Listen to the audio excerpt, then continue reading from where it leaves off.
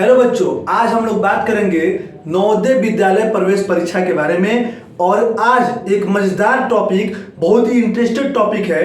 वो टॉपिक का नाम है लघुत्तम समापवर्त तथा महत्तम समापवर्त। वैसे तो आप सभी लोग, जितने भी आप लोग हैं, सभी लोग जो है लसा मसा के बारे में, लघुत्तम समापवर्त और महत्तम समापवर्त के बारे में बचपन से ही क्लासों में आप लोग पढ़े होंगे, जानते भी होंगे। लेकिन इस पर कुछ ट्रिक है, कुछ सवाल के प्रकार हैं, कुछ फार्मूले हैं। उन सभी को हम लोग एक वीडियो में जानेंगे, सीखेंगे और ये भी जानेंगे कि नवोदय विद्यालय समिति लसा और मसा के इस टॉपिक से कौन कौन सा प्रश्न देता है एग्जाम में। तो उन सभी बातों को हम लोग सीखेंगे, समझेंगे। उससे पहले कुछ कंटेंट्स की हम लोग बात कर लेंगे और कंटेंट्स के साथ साथ हम लोग इस टॉपिक को भी हम लोग देखेंगे और कुछ इंपॉर्टेंट क्वेश्चन को हम लोग यहाँ पर सीखने वाले हैं। तो आइए बिना देर किए हुए हम लोग शुरू करते हैं इस चैप्टर का। आज का जो वीडियो है डे 1 का है और नवोदय विद्यालय प्रवेश परीक्षा के बारे में। इससे भी पहले हम कई पॉइंट लेकर के, कई टॉपिक लेकर के अपना वीडियो डाल रखे हैं। यदि आप लोग नहीं देखे हैं तो उस वीडियो को भी जरूर देखिएगा और बहुत कुछ सीखेंगे। मेरा विश्वास भी कीजिए कि यदि आप लोग मेरे साथ परीक्षा तक बने रहेंगे तो नवोदय विद्यालय में पास होने से आपको कोई नहीं रोकेगा। ये मेरा चैलेंज है।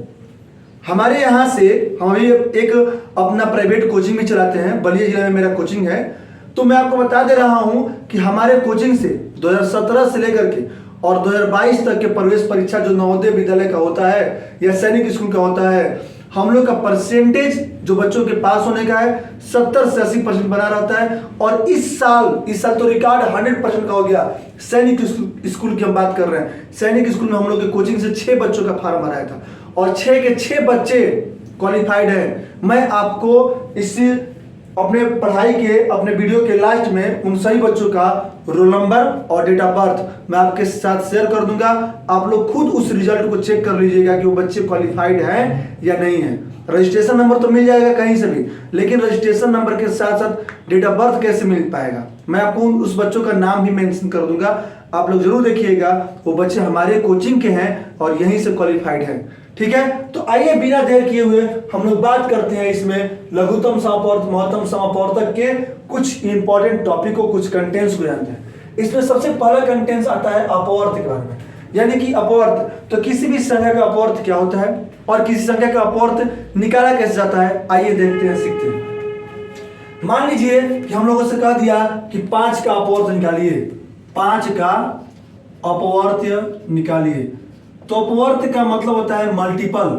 यानी कि अगर हमें 5 का अपवर्त निकालना है तो हम लोग लिखेंगे 5, 10, 15, 20, 25, ये सभी जो है 5 के अपवर्त में डैश डैश ही जाएगा, एक्सेट्रा हो जाएगा। ये ऐसे ही अगर किसी भी नंबर का अगर अपवर्त निकालना हो तो उस नंबर का हम लोग मल्टीपल लिखते जाएंगे, उस नंबर का वो अपवर्त कहलाता है। तो आप लोग अपवर्त समझ गए होंगे, जान भी गए होंगे, आ भी रहा होगा आप लोगों को। लेकिन यहां से अगर क्वेश्चन आएगा तो कैसे आएगा?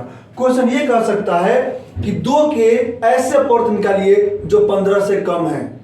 2 के ऐसे अपवर्त लिखिए जो 15 से कम है। तो क्या क्या हो जाएगा इसमें हो जाएगा 2, 4, 6, 8, 10, 12, 14। तो मान लीजिए कि प्रश्न ऐसे आ जाए अपवर्त से कि 6 के ऐसे अपवर्त बताइए या 6 के कितने अपवर्त। प्रश्न सुनिएगा ध्यान से, 6 के कितने अपवर्त 100 और 120 के बीच में आते हैं, या 6 के कितने अपवर्त 100 और 120 के बीच में है। इस तरह से प्रश्न आ जाएगा।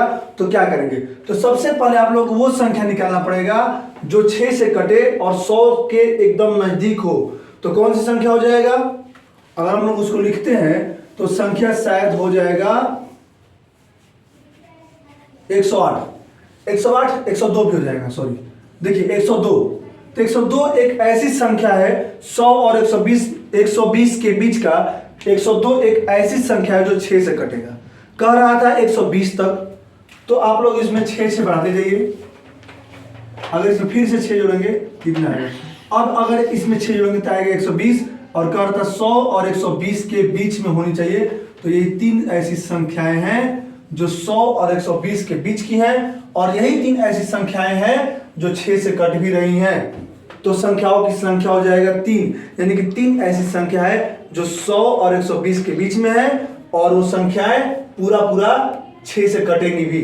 तो इस तरह से आ जाएगा। तो जो उत्तर होगा ये, जैसे गिनेंगे आप लोग 1 2 3, तो 3 इसका ऑप्शन में जो रहेगा, ऑप्शन में 3, उस पर टिक मारेंगे। तो मैं आप लोगों को पहले कंटेंट्स बता देता हूं और फिर इन सबसे हम लोग महत्वपूर्ण क्वेश्चन के बारे में भी जानेंगे। तो अपवर्त के बारे में आप लोगों ने जाना कुछ। आइए अब बात करते हैं समापवर्त का। समापवर्त क्या होता है? तो समापवर्त 2 या 2 का समापवर्त, 2 या 2 से अधिक संख्याओं का समापवर्त वह संख्या होती है जो उन सभी संख्याओं के अपवर्त में शामिल होता है। जैसे कि 2 और 4 का हमें समापवर्त निकालना है, तो हम लोग लिखेंगे कि 2 का अपवर्त पर निकालेंगे, इसमें आएगा 2 4 6 8 10 12, ये हो गया। इसके बाद हम लोग निकाल लेते हैं 3 का अपवर्त, 2 का और 4 का था ना, 4 का हम लोग निकालेंगे, 2 का हो गया है, 4 का अपवर्त निकालेंगे तो आएगा 4 8 12 16, ये हो गया। अब लिखेंगे हम लोग 2 और 4 का समापवर्त। तो 2 और 4 के समापवर्त में क्या क्या हो जाएगा जो शामिल है दोनों में, जैसे कि 4 शामिल है, इसके बाद 8 शामिल है, इसके बाद 12 शामिल है। अगर आप लोग इस तरह से देखेंगे तो एक समापवर्त मिल गया तो उसका जो टेबल होता है वही जो है इन सबके समापवर्त में आधा चला जाएगा, ऐसे आ गया। अब कहेगा कि 2 और 4 का प्रथम 2 समापवर्त बताइए, तो 2 और 4 का प्रथम 2 समापवर्त में आ जाएगा 4 और 8। कहेगा 2 और 4 के प्रथम 3 समापवर्त बताइए, तो आप लोग देख रहे होंगे कि 2 और 4 के प्रथम 3 समापवर्त में आ जाएगा 4 8 और 12। ठीक है। इसके बाद आता है अपवर्तक। तो अपवर्तक में क्या आ जाएगा, हाँ इसमें भी एक सवाल ऐसे आ सकता है कि 2 और 4 का वह अपवर्त बताइए जो 50 से अधिक हो और 60 से कम हो। 2 और 4 का वह अपवर्त बताइए जो 50 से अधिक हो और 60 से कम हो। तो उसमें हो जाएगा 52 हो जाएगा, 56 हो जाएगा। और 52 ये 50 और 60 के बीच में पड़ रहा है, तो हम लोग ना 50 को रखेंगे ना ही 60 को रखेंगे, इसमें 52 और 56 ही हो जाएगा। ठीक है। आइए अगला टॉपिक जो है वो है अपवर्तक के बारे में। इसमें सब हम लोग को सवाल बताएंगे, बस आप लोग कंटेंट समझते चलिए। और अगर हम लोग बात कर रहे हैं अपवर्तक का, जैसे कि मान लीजिए कि कह दे कि 10 का अपवर्तक लिखिए, या 10 का अपवर्तक क्या क्या होता है, तो 10 के अपवर्तक में आ जाएगा 1 2 5 और 10। यानी कि अपवर्त मतलब होता है उसका टेबल और अपवर्तक मतलब होता है उसका फैक्टर। जैसे 10 का अपवर्तक पूछ रहा है तो इसका मतलब ये हुआ कि 10 किस किस संख्या से कटेगा, तो 10 जिस संख्या से कटेगा वो सभी उसका अपवर्तक हो जाएंगे। किसी भी संख्या का पहला अपवर्त वह संख्या खुद होता है, किसी भी संख्या का पहला अपवर्त वह संख्या खुद हो जाता है, और किसी भी संख्या का पहला अपवर्तक 1 होता है और अंतिम अपवर्तक वह संख्या खुद होता है।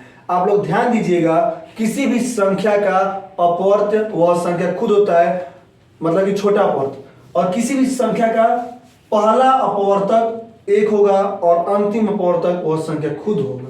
तो इस तरह से हम लोग अपवर्तक निकालते हैं। अगर हम लोग बात करें समवर्तक का, तो अपवर्तक निकालने का जो कॉमन मिलेगा वही होता है समवर्तक। जैसे कि 5 और 6 का, 5 और मान लीजिए 6 का ही निकालना है, तो 5 का हम लोग पहले निकालेंगे अपवर्तक। तो 5 के अपवर्तक में क्या आ जाएगा, 5 का अपवर्तक हम लोग निकाल रहे हैं तो 1 आएगा और 5 आएगा। ठीक है, अपवर्तक है, अपवर्त नहीं है। और 6 का अगर हम लोग अपवर्तक निकालें, अपवर्तक, तो इसमें क्या आ जाएगा, 1 आएगा, 2 आएगा, 3 आएगा और 6 आएगा। अब हम लोग निकालेंगे 5 और 6 का समवर्तक। तो 5 और 6 के समवर्तक में क्या आएगा, जो दोनों में कॉमन है। आप लोग देख रहे होंगे सिर्फ एक ही है जो दोनों में कॉमन है, तो यहाँ पर 5 और 6 का समवर्तक सिर्फ 1 होगा और कुछ भी नहीं होगा। यानी कि समवर्तक या अपवर्तक की संख्या सीमित होती है, जबकि अपवर्त्य या समवर्त्य की संख्या सीमित नहीं होती है।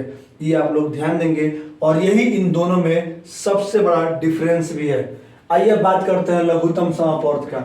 तो लघुत्तम समवर्त क्या होता है, किसी भी 2 या 2 से अधिक संख्याओं का लघुत्तम समवर्त वह सबसे छोटी संख्या होती है जो दी गई संख्याओं के अपवर्त में शामिल हो और उसमें का सबसे छोटा समवर्त हो।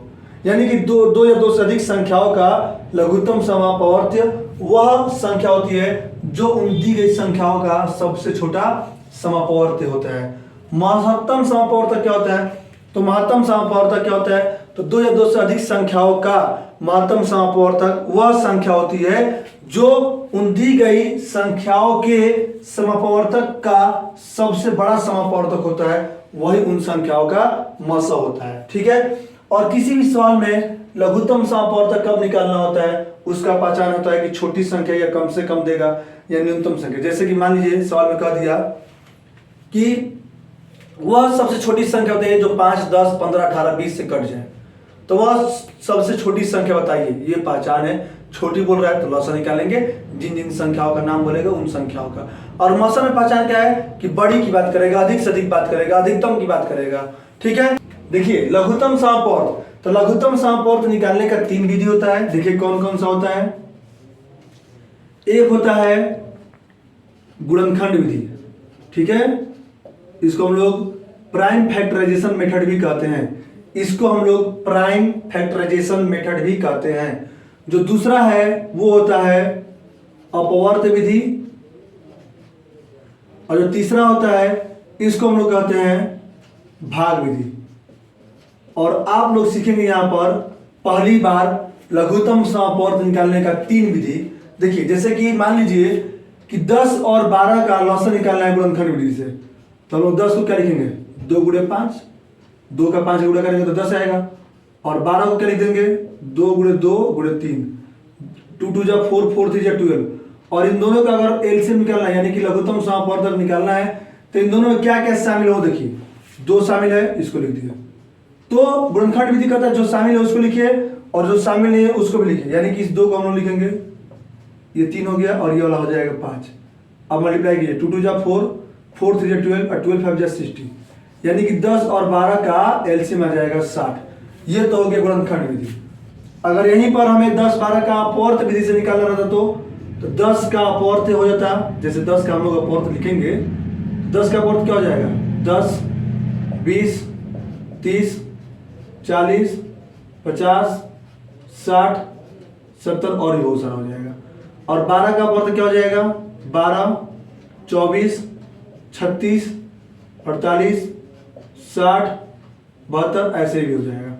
और इन दोनों का अगर एलसीएम निकालना है तो जो दोनों में कॉमन है वो, तो कॉमन में दिख रहा होगा आपको 60 और कुछ नहीं दिख रहा होगा। हाँ आगे बढ़ाएंगे तो 120 चाहे जो भी है वो आता रहे। तो यहाँ पर हम लोग पहले ये अपवर्त था, उसके बाद हम लोग समापवर्त लिखेंगे। यहाँ पर सॉरी, यहाँ पर लिखा जाएगा समापवर्त।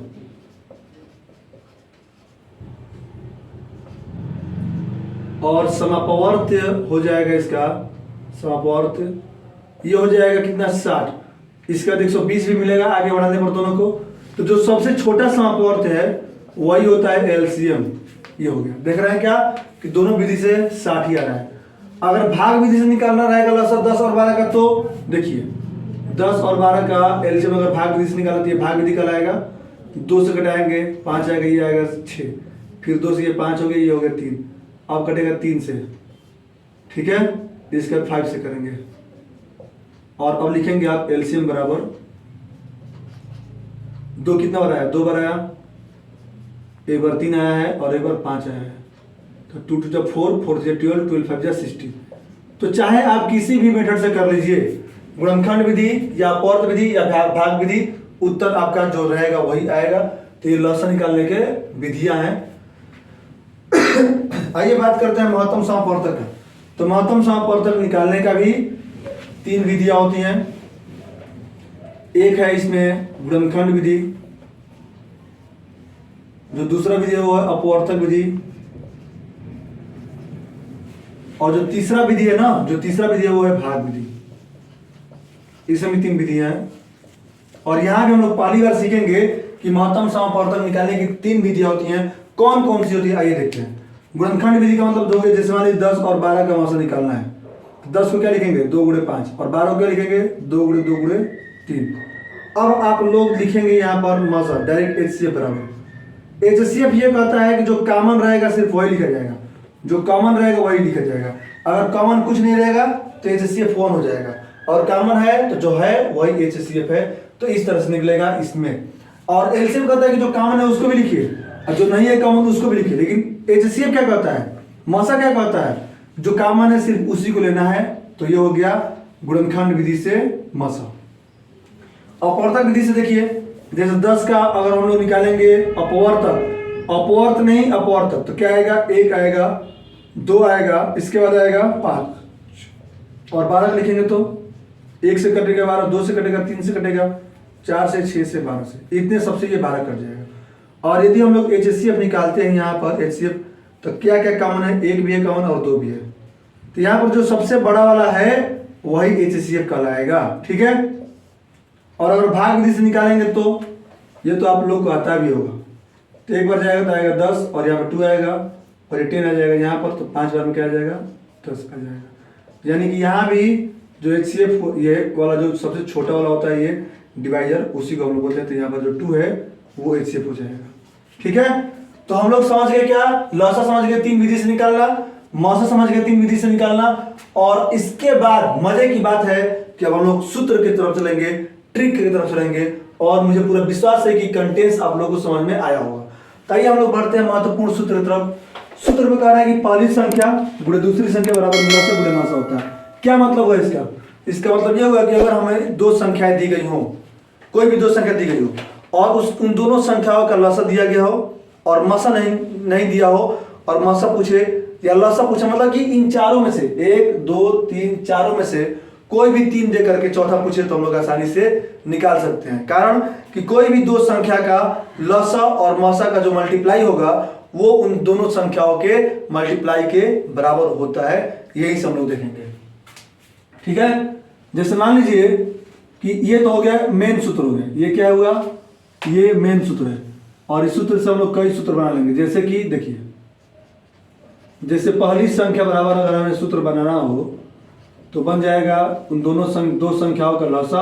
हाँ, संख्या जब 2 रहेगा तभी ये काम करेगा, ऐसे काम नहीं करेगा। 2 संख्या का लॉसा गुणे मौसा, नीचे हो जाएगा क्या, दूसरी संख्या। अगर दूसरी संख्या पूछ रहा हो तो यहां पर लग जाएगा क्या, दूसरी संख्या बराबर लॉसा गुणे मौसा, और ये पहली संख्या आ जाएगा नीचे, ठीक है। इसको बोला जाता है transformation of formula from a principal formula, यानी कि ये प्रिंसिपल फार्मूला से कई फार्मूले बन जाएंगे। तो यहाँ पर जाएगा लॉसा गुणे मौसा, बटा में आ जाएगा क्या, पहली संख्या। इसके बाद अगर हमें लॉसा निकालना है तो इसका सूत्र जाएगा ये पहली संख्या गुणे दूसरी संख्या, अब बटा में आ जाएगा मौसा। अगर हम लोग को मौसा निकालना हो तो पहली संख्या गुणे दूसरी संख्या, बटा में आ जाएगा लॉसा। तो ये कुछ महत्वपूर्ण सूत्र है, और इन सूत्रों से हम लोग अपना काम कर सकते हैं। कोई भी कंडीशन रहेगा तो ये कंडीशन वहां पर हम लोग लगाएंगे, और जब जैसा तब तैसा वाला काम करेंगे। यानी कि जो चीज पूछेगा उसके हिसाब से फार्मूला सेटअप करेंगे, फिर हम लोग जो चीज पूछेगा निकाल लेंगे। और इस पर मैं आप लोगों को चाह रहा हूं कि एक एग्जाम्पल दिखाई दिया जाए, तो आइए देख लेते हैं कि एग्जाम्पल।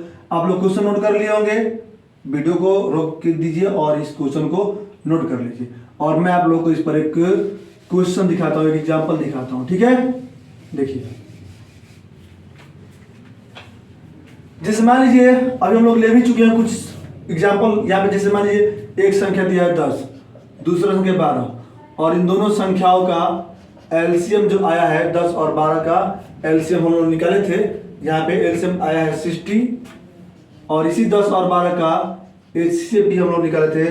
10 12 का एचसीएफ 2 आया था, तो 2 रख लिए।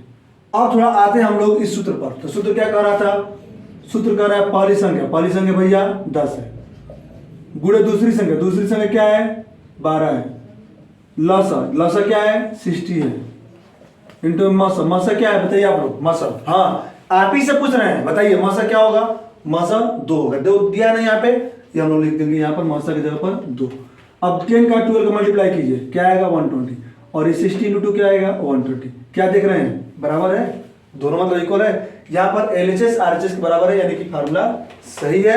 और उस फार्मूला से जो हम फार्मूला ट्रांसफॉर्म किए थे, उसमें से भी इन चारों में से कोई 3 अगर प्रश्न दे करके उसमें से भी किसी भी चौथा चीज पूछता, जो चीज पूछेगा उसके हिसाब से हम लोग फार्मूला सेट करके निकालेंगे, तो आंसर आना ही है, ठीक है। तो आइए अब आगे बढ़ते हैं। हम लोग यहाँ पर इसमें के कुछ चीजों को हम लोग देखते हैं, सीखते हैं, समझते हैं। ये एक सवाल का तरीका है कि सवाल अगर ऐसे आएगा तो क्या करेंगे हम ताकि उसका आंसर आ जाएगा। तो सवाल का कंडीशन कह रहा है कि वह छोटी से छोटी संख्या जिसे ABCD से भाग देने पर प्रत्येक स्थिति में k शेष बचे तब वह संख्या होगी। यानी कि वह कौन सी छोटी छोटी संख्या होगी जिसमें हम लोग A चाहे B चाहे C चाहे D किसी से भी भाग दे तो शेषफल बचेगा k, शेषफल 1 बराबर ही बच रहा है, वह संख्या क्या होगी। तो वह संख्या निकालने के लिए ABCD का निकालना पड़ेगा लसा और इस k को जोड़ देंगे हम लोग, उत्तर आ जाएगा। फॉर एग्जाम्पल वह छोटी छोटी संख्या है जिसे 5, 3, 8, 9 से भागा देने पर प्रत्येक दशा में 4 शेष बचे। ये सवाल कर रहा है कि प्रत्येक दशा में 4 नहीं, मान लीजिए कि कह रहा है कि प्रत्येक दशा में 1 शेष बचे। ठीक है, प्रत्येक दशा में क्या शेष बचना चाहिए? 1। तो वह संख्या निकालना है। ठीक है, तो देखिए कैसे होगा। इन सबका हम लोग निकाल लेंगे, पहले लसा निकाल देंगे। तो लसा निकालेंगे, आप लोग लिखा है ना कितना का लसा प्लस के, तो 5, 3, 8, 9 का लसा निकालेंगे। 2 से 8 कटने वाला है, तो 2 से कट गया 4 बार में, आगे फिर 2, फिर ये आएगा 2 आएगा, एक बार और 2 आएगा, जो नहीं कटेगा उसको हम लोग लिख देंगे। ठीक, इसका 3 से हम लोग करेंगे क्योंकि 2 सब कोई कटने वाला नहीं रह गया।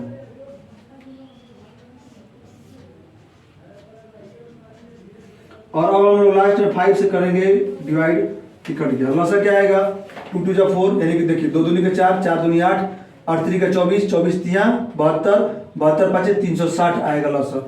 और एक हम लोग जोड़ेंगे ये कंडीशन के हिसाब से, तो इसका उत्तर जो है 361 आ जाएगा। अब इस 361 में 5 से भागा दीजिए, 1 बचेगा क्योंकि 360 तो पूरा पूरा कट जाएगा। 3 से भागा दीजिए, देखिए 3 और 6 क्या 9, यहाँ पर 0 रहता तो 3 से पूरा पूरा कट जाता, 1 बचेगा। 8 से भी कटाएंगे आप लोग तो 1 बचेगा लास्ट में, और 9 से भी कटाएंगे तो लास्ट में 1 शेषफल बच ही जाएगा। तो इस तरह से हम लोग कर लेंगे। आइए आगे बढ़ते हैं, कुछ और इंपॉर्टेंट सूत्र को, कुछ ट्रिक्स को देखते हैं जो लसा और मसा से रिलेटेड। आइए आगे देखते हैं उन सब सूत्र को। देखिए अगला जो महत्वपूर्ण सूत्र है वो ये है कि वह छोटी से छोटी संख्या जिसमें से k घटाने पर वह संख्या ABCD से विभाजित हो जाती है तब वह संख्या क्या होगी। यानी कि इस टाइप का आपको सवाल आ जाए कि वह छोटी से छोटी संख्या बताइए जिसमें से 5 घटाने पर वह संख्या 3, 4, 6, 7 से विभाजित हो जाती है तब वह संख्या क्या होगी। तो उस समय दी गई संख्याओं का लसा निकालेंगे आप, उसके बाद इस k को आप जोड़ देंगे, इसका उत्तर आ जाएगा। ठीक है, हम आपको इस पर एक सवाल करके दिखा दे रहे हैं। सवाल मान लीजिए कुछ इस तरह से है, कह रहा है क्या सवाल में कि वह छोटी छोटी संख्या बताइए, वह छोटी छोटी संख्या बताइए जिसमें से 5 घटाने पर, ये k का मान कह रहा है 5, 5 घटाने पर वह संख्या 20, 25, 30, 35 से विभाजित हो जाता है तो वह संख्या क्या होगा। तो सबसे पहले हम लोग 20, 25, 30, 35 का 20, 25, 30, 35 का लसा निकालेंगे।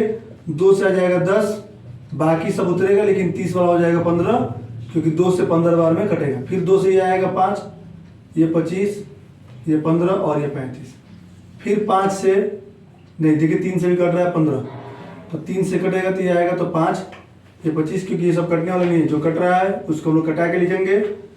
फिर 5 से 1 आएगा, ये 7, ये 1 और ये 7, और फिर 7 से क्या आ जाएगा, सब 1 हो जाएगा। और एलसीएम कितना आया इसका, एलसीएम आया 2 2 जा 4, 4 3 जा 12, 12 5 जा 60 और 67 जा 420, प्लस में k का मान क्या है 5, यानी कि इसका उत्तर आ जाएगा 425। आप लोग देख भी सकते हैं कि 425 में से आप 5 घटा दीजिए, उसके बाद ये जो आएगा 420 वो 20, 25, 30, 35 सबसे पूरा पूरा कट जाएगा। आगे आइए और भी कुछ इंपॉर्टेंट सूत्र की तरफ। ये सूत्र का सवाल कह रहा है कि ये कह क्या रहा है, ये यही कह रहा है कि इस टाइप का अगर सवाल आएगा तो हम लोग आसानी से उसे कैसे हल कर लेंगे। तो सवाल कह रहा है कि वह छोटी से छोटी संख्या जिसमें k जोड़ने पर वह संख्या ABCD से विभाजित हो जाती है तब वह संख्या क्या होगी। तो वहां पर घटाने को कह रहा था तो हम लोग जोड़ रहे थे, ठीक, यहाँ पे जोड़ने को कहेगा तो हम लोग घटा देंगे, बाकी सब कुछ वही है। मान लीजिए कि वही सवाल है और कह रहा है वह छोटी छोटी संख्या बताइए जिसमें 5 जोड़ने पर वह संख्या 20, 25, ये 30 और 35 से विभाजित हो जाती है तो वह संख्या क्या होगी। तो आप लोग यहाँ पर ABCD का लसा यानी कि 20, 25, 30, 35 का लसा निकालेंगे। वो लसा आया था 420 और उसके बाद अगर आप 5 घटा देंगे तो 415 आ जाएगा। अब ये 415 ऐसी संख्या है, जो 415 ये आया है, ये 415 एक ऐसी संख्या है जिसमें आप 5 जोड़ेंगे। जैसे k का मान 5 था, आप 5 जोड़ दीजिए, उसके बाद वो संख्या इस ABCD यानी कि 20, 25, 30, 35 से पूरा पूरा कट जाएगा। तो ऐसे सवालों में कुछ इस तरह से हम लोग करेंगे, जहां पर घटाने को बोलेगा लास्ट में जोड़ा जाएगा, जहां जोड़ने को बोलेगा वहां पर लॉसन निकाल के जोड़ने वाली संख्या को घटा देंगे, उत्तर आ जाएगा। आइए इसके बाद इस सवाल पे आते हैं। ये सवाल क्या कर रहा है? ये सवाल कर रहा है कि वह छोटी से छोटी संख्या जिसे ABCD से भाग देने पर क्रमशः A - k, B - k, C - k और D - k शेष बचे तो वह संख्या क्या होगी। तो ऐसे सवालों में आप सबसे पहले ABCD का लॉसन निकालेंगे, उसके बाद k को माइनस कर देंगे। जैसे कि मान लीजिए कि सवाल कर रहा है कि वह छोटी से छोटी संख्या जिसे 5, 10, 12, 15 से भाग देने पर शेषफल क्रमशः क्या आ जाए। मान लीजिए कि कह रहा है शेषफल क्रमशः 3, 8, 10, 13 बच रहा है। यानी कि जब आप 5, 10, 12, 15 से किसी संख्या में भाग दे रहे हैं तो शेषफल आ रहा है 3, मतलब कि 5 से भाग दे रहे हैं तो शेषफल 3 आ रहा है। उस छोटी संख्या में 10 का भाग करेंगे तो शेषफल 8 आ रहा है।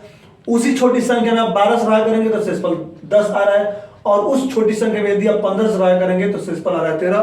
तब वह संख्या क्या होगी? तो ऐसे में हम लोग क्या करेंगे, ये देखिए 5 में से घटा लीजिए 3, क्या आएगा 2। फिर 10 में से घटाइए 8, 2 ही आ रहा है। 12 में से घटाइए 2, नहीं 8 घटाए, 12 में से 10 घटाएंगे या 10 है 2 आएगा। और 15 में से इस 13 घटाएंगे तो क्या आएगा 2 आएगा। सब में 2 आ रहा है। ऐसे कंडीशन में आप इस 5, 10, 15, आप 5, 10, 12, 15 का लॉसन निकालेंगे और जो इनका लॉसन आएगा उसमें आप इस 2 को जोड़ दीजिएगा, उत्तर आ जाएगा। ठीक है, देखिए हम आपको बता रहे हैं कैसे।